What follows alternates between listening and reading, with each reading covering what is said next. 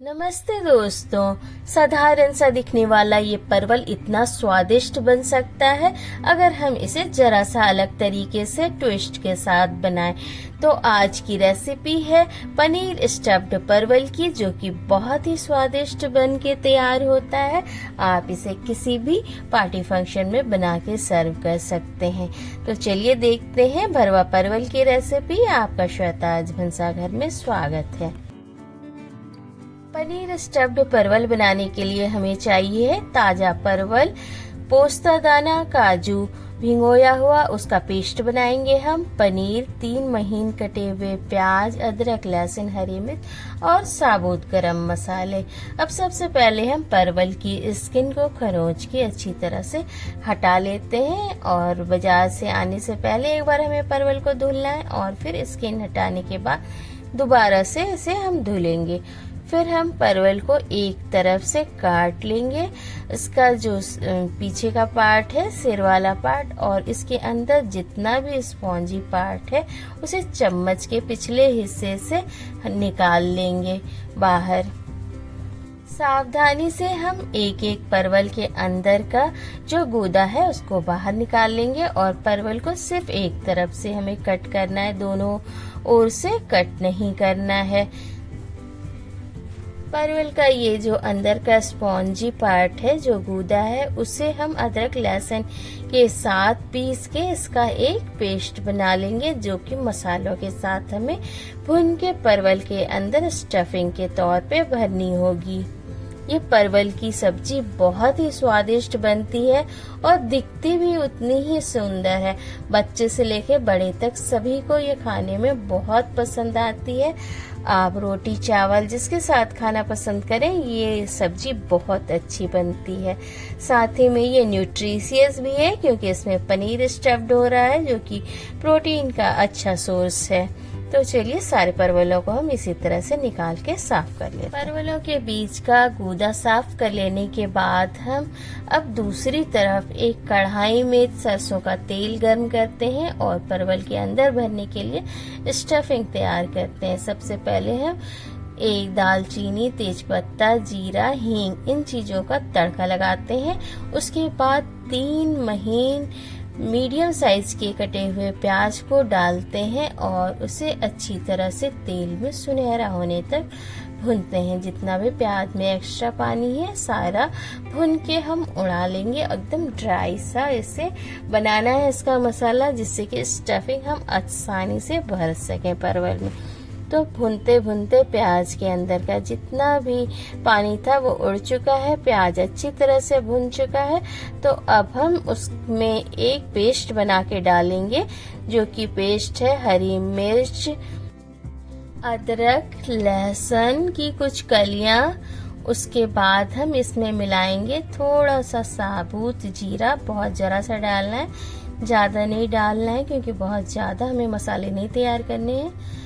कई चीजें मिलके ये ऐसे ही बहुत ज्यादा हो जाएंगी।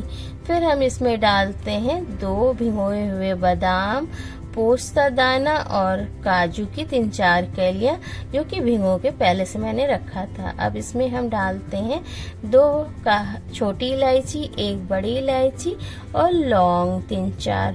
फिर हमने जो परवल के अंदर का गूदा निकाला था वो इसमें डालते हैं। थोड़ा सा इसमें प्याज डालते हैं, 2 चम्मच के बराबर। और अब हम इन सारी चीजों को पीस के एक गाढ़ा सा पेस्ट तैयार करते हैं। अब ये पेस्ट इसी तरह से बहुत महीन सा होना चाहिए, इसमें कोई भी पोस्ता दाना बिना पिसाए ना रहे, सारी चीजें अच्छी तरह से मिलके बिल्कुल महीन सा पेस्ट बने। और ये पेस्ट अब हम डाल देते हैं भुने हुए प्याज वाले मसाले में और अब हम इसे अच्छी तरह से चला लेते हैं। आंच को मीडियम रखना है क्योंकि इसमें काजू और पोस्ता दाना है जो चिपक सकता है कढ़ाई से, तो हम मीडियम हीट पे ही मसालों को भुनेंगे। अब इसमें कुछ सूखे मसाले मिलाते हैं, जो कि हल्दी, नमक, थोड़ा सा कसूरी मेथी और साथ ही में सब्जी मसाला। अब इन सारी चीजों को मिला लेते हैं और मसालों को हमें अच्छी तरह से मिला लेने के बाद कुछ देर तक भूनते हुए इसे ड्राई कर लेना है जिससे कि मसाले अच्छी तरह से भुन पाएं। ये मसाले अच्छी तरह से भुन चुके हैं, तो अब हम इसमें डालते हैं पनीर क्रश करके, या आप कद्दूकस करके दे सकते हैं। इसमें मैंने ऐसे ही तोड़ के डाल दिया क्योंकि ये भुनते भुनते एकदम टूट जाते हैं। उसके बाद अब हम मसालों के साथ पनीर को 3-4 मिनट तक भुनेंगे, और जैसे पनीर हल्का सा भुन जाएगा, इसका सारा पानी हट जाएगा, उसके बाद हम इसमें थोड़ा सा पानी डालते हैं मसालों वाला, और अब हम दोबारा से सारे मसालों को एक साथ मिला लेते हैं। और अब हमें ढक के इन पनीर मसालों को एक साथ पकाना है जिससे कि ये अच्छी तरह से भुने और जो भी मसाले हैं पक जाएं। पनीर भी इस तरह से सही से पक जाता है अच्छी तरह से भुनते भुनते, और इसका टेस्ट और ज़्यादा अच्छा आ जाता है। अब कुछ देर तक हम इसे ढक के पकाते हैं जब तक इसमें से ऑयल सेपरेट ना होने लगे। भुनते भुनते ये पनीर अच्छी तरह से भुनने लगा है अब, और कुछ देर इसे और हम भुनेंगे जब तक ये अच्छी तरह से ड्राई ना हो जाए, क्योंकि हमें अभी इसे परवल के अंदर भरना है। अगर ज़्यादा गीला होगा तो भरने में, स्टफिंग भरने में दिक्कत आएगी, तो हमें इसे अच्छी तरह से भून लेना है। और उसके बाद ये अब बिल्कुल ड्राई हो चुका है, तो अब हम इसे कढ़ाई से बाहर निकाल लेते हैं और इसे ठंडा होने देते हैं। ये ठंडा होने पर और ज़्यादा ड्राई होगा। उसके बाद जैसे ये ठंडा हो जाता है, फिर हम एक एक परवल लेते हैं और उसमें ये स्टफिंग भर देते हैं। ठूस ठूस के अंदर तक हमें सारे परवल में ये स्टफिंग को भर देना है, और फिर इसका जो ऊपर का जो पार्ट हमने काट के इसका ढक्कन हटाया था, उसको हम अब दोबारा से इससे ढक देंगे जिससे कि अंदर की स्टफिंग बाहर ना आ पाए। हमें भरने के समय ये सावधानी बरतनी है कि बहुत कस के नहीं भरना है जिससे कि परवल की स्किन फट जाए। सावधानी से भरना है और अच्छी तरह से इसमें ठूस ठूस के भरना है। उसके बाद जो हमने परवल का ऊपरी हिस्सा काटा था उसको हम उससे ढक देंगे और किसी टूथपिक की हेल्प से इसे अच्छी तरह से पैक कर देंगे। इस तरह से सारे परवल भर के तैयार हो चुके हैं। अब हम उसी कढ़ाई में सरसों के तेल को लेते हैं थोड़ा और उसके बाद एक एक परवल को इसमें डाल देते हैं। शुरू में हम 3-4 मिनट तक तेज हीट पे परवल को चारों ओर से अच्छी तरह से भून लेंगे चलाते हुए, जिससे परवल की स्किन अच्छी तरह से भुन जाएगी तो स्वादिष्ट परवल बन के तैयार होगा, नहीं तो कच्चा कच्चा सा लगेगा। तो 3-4 मिनट तक हम बिना ढके तेज हीट पे परवल को अच्छी तरह से भुनेंगे। परवल की बाहर की स्किन अच्छी तरह से भुन जाने के बाद हम इसमें थोड़ी सी हल्दी, थोड़ा सा नमक डालते हैं और अब हम दोबारा से एक बार इसे अच्छी तरह से भून लेते हैं। जैसे ही परवल कुछ देर तक भुन जाता है उसके बाद हम हीट को स्लो करते हैं और ढक के परवल को पकने देते हैं, जिससे परवल की स्किन में नमक, हल्दी ये भी चला जाएगा और परवल की स्किन सॉफ्ट हो जाएगी। तो हम इसे 3-4 मिनट तक मीडियम हीट पे ढक के भून लेते हैं और साथ ही में ये पक भी जाएगा। फिर उसको हम बीच बीच में चलाते भी रहते हैं जिससे कि सिर्फ एक तरफ ना ये पके, चारों तरफ से अच्छी तरह से भुनते हुए पके।